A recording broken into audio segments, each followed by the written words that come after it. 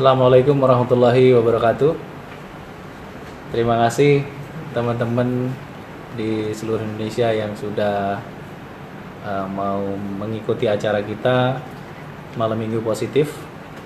Yang semoga sekali lagi kita berharap Republik kita jauh lebih baik dengan kita terus belajar. Terutama untuk anak-anak muda yang memang pengen meningkatkan kapasitasnya dalam meningkatkan bisnis, meningkatkan kemampuan berorganisasi, tentunya yang akan berefek langsung terhadap peningkatan ekonomi baik keluarga, masyarakat kita maupun negara kita. Malam ini saya bawa topik yang menurut saya agak seru dan judulnya saya bikin agak kontroversi. Karena banyak sekali teman-teman yang membahas soal investor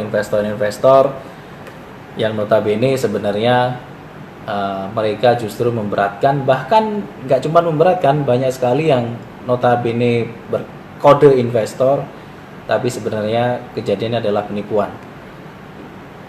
Ada beberapa kejadian yang cukup menarik yang teman juga datang ke rumah, beliau berdiskusi, ternyata menjelaskan bahwa keadaan investor yang dia sudah dapatkan, kalau dihitung cost of fund-nya jauh lebih mahal dibandingkan dengan cost of fund dibandingkan dengan pinjaman dari perbankan.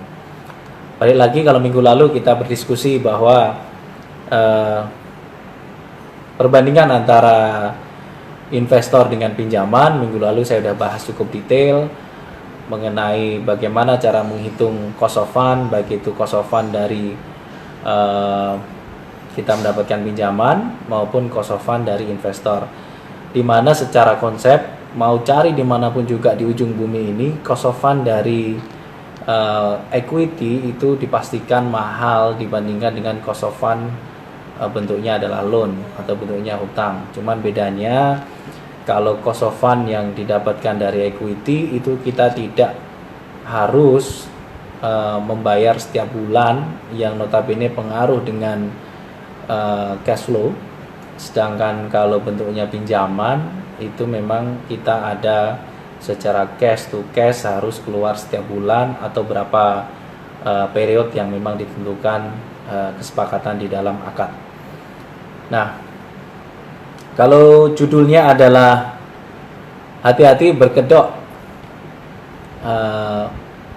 investor, padahal itu adalah predator. Nah, kenapa saya bilang predator? Karena notabene di dunia ini, di seluruh dunia ini, gak ada namanya seorang investor atau seseorang yang punya uang yang memang mau dikasihkan begitu aja dan akhirnya terus kemudian dianggap hilang gitu. Jadi kalau di dalam materi-materi saya, kalau saya pas masih ngisi atau pas saya lagi ngisi di panggung, saya selalu ngomong bahwa tidak ada yang namanya angel investor. Saya sangat yakin bahwa tidak ada angel investor. Angel itu ya ada malaikat. Kalau investor itu bukan angel. Jadi jangan berharap kalau kita dapat investor itu bentuknya adalah seorang malaikat memberikan dananya kepada kita. Yang ada investor itu notabene adalah seorang predator. Tapi predator yang memang puas atau predator yang memang nggak puas gitu. Nah, kalau kita bertemu dengan orang-orang yang punya uang dan mereka mau menginvestasikan dananya ke kita, memang idealnya mereka harus berpartner dengan kita. Ideal, kita bicara yang paling ideal adalah orang yang punya dana tersebut kita ajak berpartner dan jangan perlakukan mereka sebagai investor. Kalau sebagai investor mereka sebenarnya tidak mau tahu kita rugi atau enggak, yang penting dia harus store ke kita. Nah, kalau bentuknya adalah seorang partner, itu berarti dia akan cukup intens untuk melihat kondisi keuangan kita secara faktual. Apakah perusahaan kita memang lagi bagus, atau memang perusahaan kita sedang merugi, atau memang lagi berat, atau memang bagaimana kondisinya, itu mereka harus incas di dalam. Dan jauh lebih baik apabila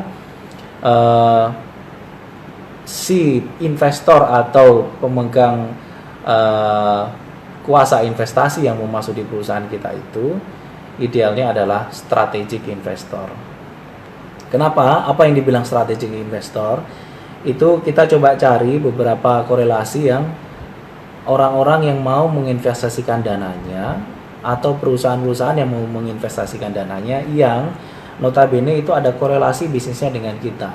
Nah, saya lebih suka yang metode ini karena namanya strategic investor itu adalah orang yang memang sudah tahu lini bisnis kita. Jadi tatkala dia sudah masuk di tempat kita, itu otomatis dia juga akan bersinergi dengan kita, bisnisnya juga akan dia bawa untuk mengarah ke yang lebih besar. Karena ini sudah satu line dengan bisnisnya dia. Tapi kalau investornya itu hanya titip uang, itu yang agak cukup resiko karena mereka maunya cuma naruh uang, maunya untung. Sedangkan kalau rugi nggak mau tahu, maunya untung. Dan kebanyakan kondisi-kondisi seperti ini bagi teman-teman UKM, kebanyakan itu mereka justru kemana larinya? Larinya adalah ke kepolisian kalau ada masalah. Mereka larinya ke kasus hukum kalau sampai ada masalah. Nah, inilah yang tolong dijagain untuk teman-teman UKM. Coba kita pilih mana yang paling baik buat teman-teman untuk menerima investasi dari luar. Nah, kalau dilihat dari kacamata bisnis, boleh dibilang bahwa kalau saya bilang predator itu ada, kalau bilang adanya investor itu kategorinya ada dua. Ini investor yang betul-betul investor atau investor yang abal-abal.